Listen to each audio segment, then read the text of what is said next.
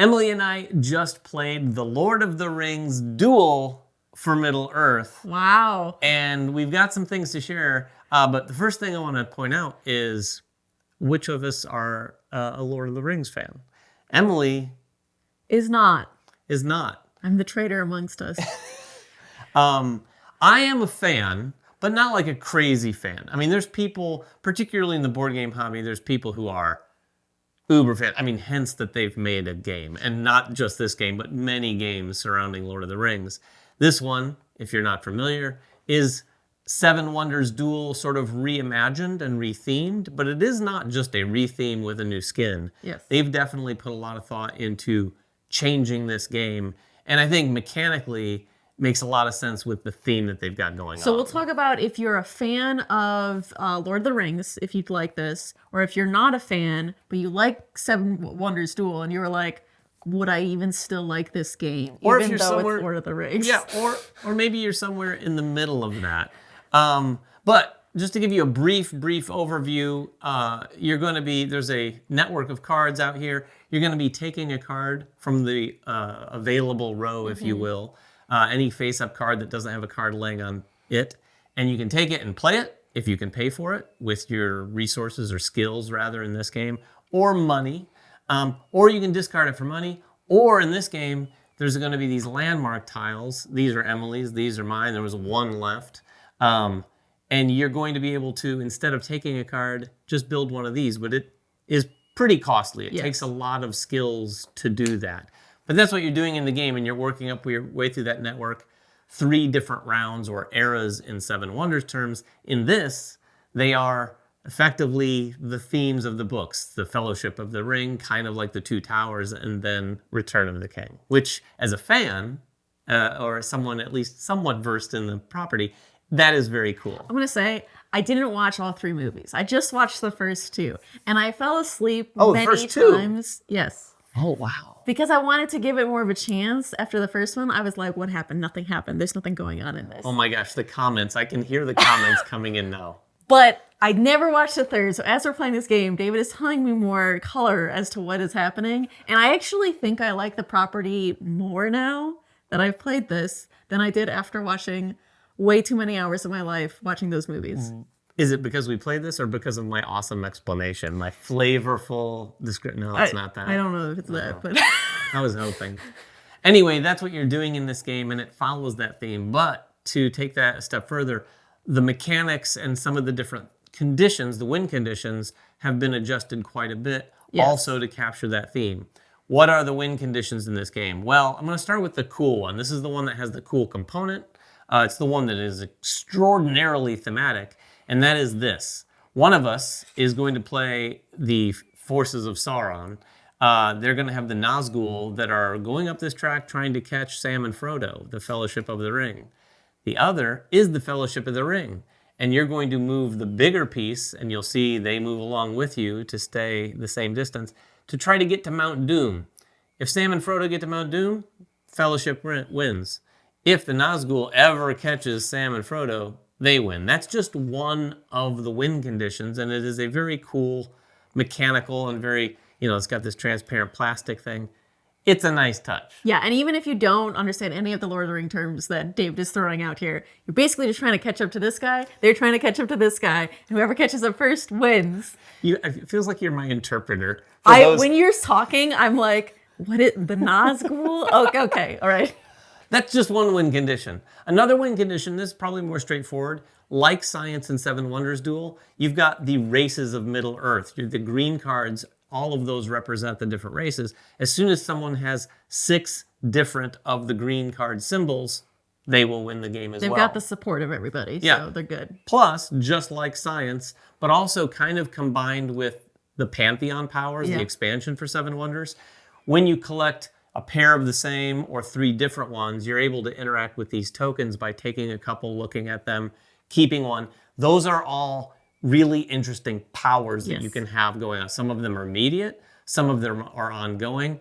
and they all have a really interesting effect. Emily had a couple here that let her take extra turns whenever she did a couple things. So like if I got a gold card, which is going to give me just coins to use, I get to take an extra turn. That's also different from here from Seven Wonders Duel is that instead of taking coins equal to the number of gold cards you have, you're just straight up taking the coins on there. You can't always discard a card from the rounds to get coins for the round number it is. So either 1, 2, or 3, depending on which round you're in.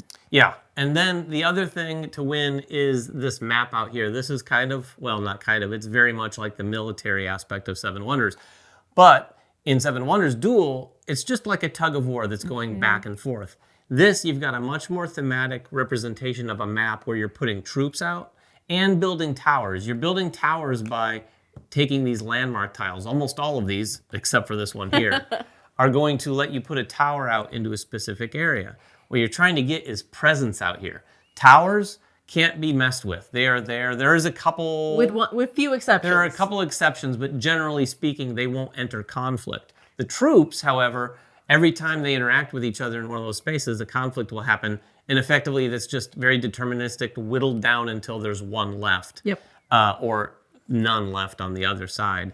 But as soon as someone had presence in all of these areas, they're going to win. Yes. That's one of the parts that I want to kind of focus on in terms of how it feels very different, regardless of the theme. But this, compared to that tug of war, and I've always loved the tug of war. I always love games that have like multiple win conditions and one or more of them are just a back and forth. But I think I like this better because when you look at this, at the beginning of the game, I have 2 people here, Emily had 2 people here. And you're like, okay, this feels like it's going to take a while to make any progress. Very open map. But any military card is going to let you add people, troops, to one of 2 locations. And then later there are cards that let you move them. There are some landmarks that let you move them. After one simple move of 2 people, all of a sudden you can look at that map and go, oh my gosh, you're 2 or 3 away from winning that. Yes. And it's a really interesting thing because even if someone looks like they're about to win it, you're not out of it. Like when you look at the tug of war, if someone's about to win, you're way far away from winning because you have to get all the way back. In this one, things can change quite a bit because once people start coming off the map, maybe Emily builds a couple landmarks, puts a couple towers. Now all of a sudden the tides have completely turned and we're both concerned about who's going to win that. Like in this example, like I have a tower here and you have a guy, so we both have presence there and we're not really in active conflict, but all I need to do is send one of my guys to this place and then these both are going to go away. Yeah. I still have presence there though, and you don't. So it's very quick to turn the tides between like, okay, right now I have presence in 4 spots, I need all 7. You have presence in 5 spots and need all 7. So you're very close to just getting your last 2 spaces. Yeah, for and sure. Immediately winning. And I've seen now, she's only just played it. I've played it a few times now. And in just like the 3 or 4 times I've played it, I've seen a win here, which Emily just did to me. This came down to it and we had built all the landmarks. It was a rough win, but she got the Nazgul to catch Sam and Frodo. Poor Sam and Frodo, moment of silence. I've seen the map win, which I did, and then twice against me, I've had I want to say science, but the Races of Middle-earth, where I was playing with Alicia, and she actually had a power that let her go back into the discard pile, and she found the one race icon that she needed to win it. But it's really, really interesting. I mean, we all love Seven Wonders Duel quite a bit. It's one of my at least top 20, if not top 10 games. For me, as a fan of Lord of the Rings, I do think, this feels like sacrilegious to say, but I do think I might prefer to play this one for some of the things I've already mentioned, some of the things I like more. The theme, of course, but it's not just the theme. I do like a lot of little things they did to streamline this. Even though Seven Wonders Duel is pretty straightforward and easy, there are a couple things that are even easier here. Like Emily said earlier, when you discard cards, you're just getting money equal to the round number. You could sit down and teach anyone that. It's very easy. Whereas the other one makes it a little bit more complicated. The biggest thing too is also that you don't have any of that, like if I have a resource but my opponent has a resource, I pay more or less. It's just There's a none coin. of that. It's always just one coin for any resource you don't have. Just one coin for any one resource. So it's very, very straightforward. The one thing I would say though against this for Seven Wonders Duel is that the end condition is always going to be sudden, right? Because it has to be either that you're catching up to something or that you're getting all the presents. There are no points in this one. Yes, there are no points. That's probably, we maybe buried the lead. There are no points, and at least in my games of Seven Wonders Duel, most of them Come down to points. come down to points. In this one, if none of these things have been triggered, by the end of Era 3, you're going to look at this map, and whoever has the most presence on this map wins. And that's not each individual piece. For example, Emily has presence here, here, here, and here right now. So she has 4 to my 1, 2, 3, 4, 5. I would win in that case. Yes. But if it comes down to it, and she has 4 and I have 4, it's a tie. It is. It is a tie. Which is an interesting thing. Which you don't get in Seven Wonders Duel, really. Yeah, you don't really get. I mean, there must be a tiebreaker. I think it's for the points. Yeah. But yeah, there are no points in this, so it does come down to that map. And I would say this too: if you're playing this game and you're teaching it to someone who hasn't played this version of the game, I do think there are a few things you want to point out to them about how things progress. Yeah. For instance, the purple cards in this one, in Seven Wonders Duel, those are a lot of kind of endgame scoring things in a lot of respects. Bigger scoring things. In this, it represents that battle in Return of the King, so there's a lot of jockeying for position out here. You can take troops from your opponent right off the map, steal their money, or not steal, but get rid of their money, and a lot of this movement.